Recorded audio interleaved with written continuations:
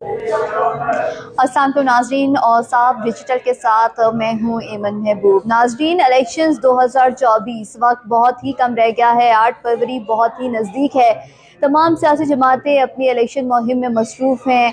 Peoples party को देखा जाए तो सबसे ज़्यादा एक्टिव हमें पीपल्स पार्टी नज़र आ रही है। बिलावल भुट्टो साहब जगह जगह पर जाकर जलसे कर रहे हैं और मूड में भी पीपल्स पार्टी लग रही है इलेक्शंस के। वो एक अलग बात है कि कुछ जमातों को लेवल प्लेइंग फील्ड फराहम ही नहीं की गई है, तो वो किस तरह से अपनी इलेक्शन मुहिम स्टार्ट कर सकते हैं और किस तरह से वो इलेक्शंस की तरफ एक पूरे प्रोसेस के साथ जा सकते हैं। लेकिन जहाँ पर बात की जाए नून लीग की, तो नून लीग जो है वो हमें काफ़ी पीछे नज़र आ रही है अपनी इलेक्शन मुहिम में भी। जो स्टार्ट की गई मरियम नवाज की जानिब से, उनका जो पहला जलसा था ओकाड़ा में, उस जलसे के बाद उस जलसे में भी हमने देखा कि कोई इतना ख़ास मंशूर नहीं दिया गया था आवाम को। उसमें भी सेम एज इट इज़ जो पुरानी बातें थी, इमरान खान को तनकीद का निशाना बनाया और पूरी उनकी तकरीर में सिर्फ एक ही टॉपिक था और वो था इमरान खान। उसके अलावा उनकी तकरीर में कोई ऐसा मंशूर नहीं था जिससे आवाम को पता चल सके कि इलेक्शंस करीब हैं और नून लीग क्या चाहती है, इक़्तिदार में आकर क्या करना चाहती है। आज ही रिसेंटली शाम के टाइम जो है 6 बजे के करीब शहबाज शरीफ ने मीडिया से गुफ्तगू की। उस गुफ्तगू में उन्होंने कुछ अपनी कारकर्दगियाँ गिनवाई और वो कुछ इस तरह की कारकर्दगी की बेस के ऊपर दोबारा से इक़्तिदार में आने का दावा कर रहे थे कि 11 महीने की जो हुकूमत थी जिसके अंदर नवाज शरीफ साहब वज़ीर आज़म थे, उनका कहना है कि उन्होंने पाकिस्तान को दिवालिया होने से बचाया, दिवालिया होने के दहाने से पाकिस्तान को वो तरक्की की तरफ लेकर गए। लेकिन नाजरीन, अगर देखा जाए तो 11 महीने की जो पीडीएम हुकूमत की परफॉर्मेंस थी, उस परफॉर्मेंस की बेस पर शायद अवाम दोबारा से नून लीग पर या शहबाज शरीफ पर या किसी ऐसे हुक्मरान पर जो एक मुल्क को तबाही के दहाने की तरफ लेकर गया हो, मुझे नहीं लगता कि कोई उसको मुंतखब करेगा।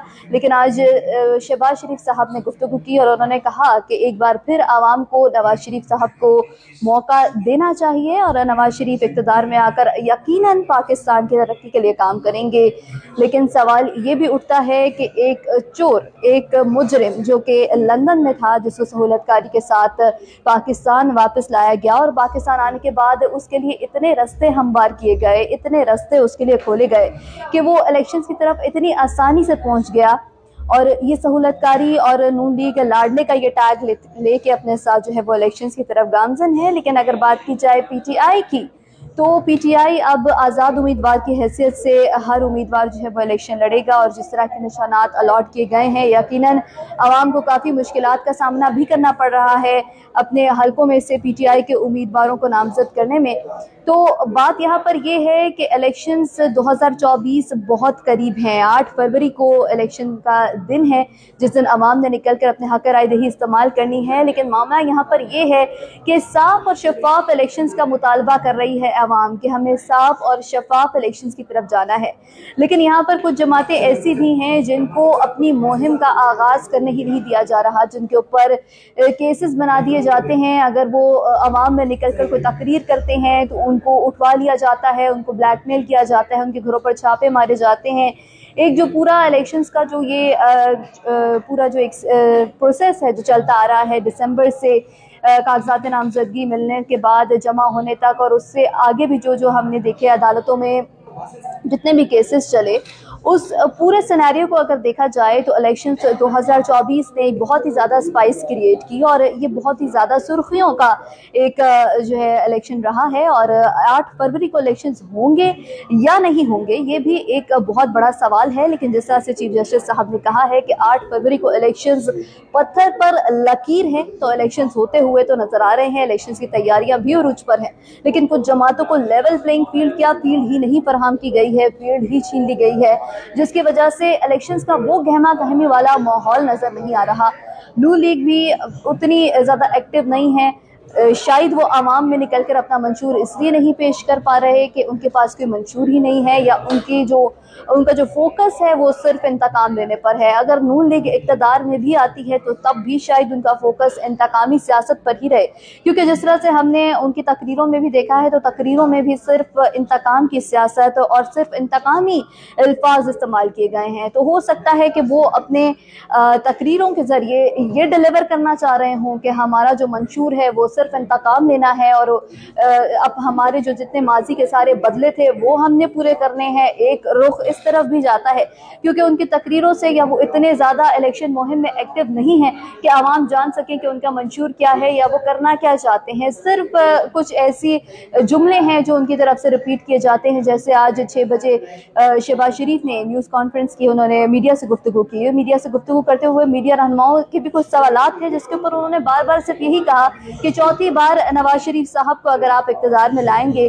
तो पाकिस्तान तरक्की करेगा। लेकिन वो ये नहीं बता रहे कि किन वजूहात पर या किन बिना पर या ऐसा कौन सा उनके पास प्लान है जिस पर पाकिस्तान तरक्की कर सकता है। बात की जाए पीपल्स पार्टी की तो पीपल्स पार्टी वाहिद जमात है जो कि हमें बहुत ज़्यादा एक्टिव नज़र आ रही है अपने इलेक्शन कैंपेन्स में। बिलावल भुट्टो साहब जो हैं वो बहुत ही जोश खरोश के साथ खिताब कर रहे हैं। उनके खिताब में भी हमें जो है आजकल नून लीग ज़्यादा तनकीद का निशाना नज़र आ रही है क्योंकि उनका कहना है कि PTI तो ग्राउंड से आउट हो गई है और अब जो तीर का मुकाबला है वो सिर्फ शेर के साथ है। और उनकी जो है इस तरह के अल्फाज और जुमले भी सुनाई देते हैं हमें उनकी तकरीरों में कि वो कहते हैं कि हमें शेर का शिकार करना है, 8 फरवरी को हमने जो है तीर से शेर का शिकार करेंगे। पीपल्स पार्टी ने अपना मंशूर आवाम के सामने रखा है और आवाम को वो अच्छे खासे तरीके से डिलीवर भी कर रहे हैं और ये एक वाहिद जमात है जिसको मैं देख रही हूँ जो इलेक्शंस की तरफ जाने के लिए मुकम्मल तैयारी कर रही है। पीपल्स पार्टी की जमात में भी उनके कुछ उम्मीदवारों को जो है वो इंतखाबी निशान तीर अलॉट नहीं किया गया है, उनको भी आज़ाद हैसियत से इलेक्शन लड़ने पर मजबूर किया जा रहा है जिसके ऊपर उन्होंने चीफ इलेक्शन कमिश्नर को ख़त भी लिखा है और इलेक्शन कमिश्नर ने ये अपील भी दायर की है कि हमारे कुछ जो है उम्मीदवार ऐसे हैं जिनको तीर का निशान अलॉट नहीं किया गया है। तो पीपल्स पार्टी की जानिब से भी ये शिकायत सामने आ रही है कि लेवल प्लेइंग फील्ड नहीं फराहम की जा रही, हमारे कुछ जो उम्मीदवार हैं उनको इंतखाबी निशान ही नहीं दिया जा रहा। नाज़रीन, तो क्या ये कोई प्रोपेगेंडा है जिसके अंदर बाकी सारी जमातों को जो है वो इलेक्शन से निकालने की कोशिश की जा रही है? अब देखना यह है कि इलेक्शन का दिन बहुत करीब है, 8 फरवरी बिल्कुल हमारे जो है सामने खड़ा है और तमाम जमातें जो कि इलेक्शन मुहिम का आगाज़ भी कर चुकी हैं, कुछ जमातें ऐसी हैं जिनको फील्ड ही नहीं फराहम की गई है। तो नाज़रीन, इलेक्शन होंगे या नहीं होंगे ये देखना भी बहुत ज़रूरी है। लेकिन जिस तरह से चीफ जस्टिस साहब ने कहा है कि इलेक्शंस 8 फरवरी को पत्थर पर लकीर हैं, तो आपसे ये गुजारिश है कि 8 फरवरी को अपने घर से बाहर निकलें और अपना हक़ राय दही इस्तेमाल करें और देखना ये होगा कि साफ और शफाफ इलेक्शन कराने में क्या इलेक्शन कमीशन कामयाब होता है या नहीं।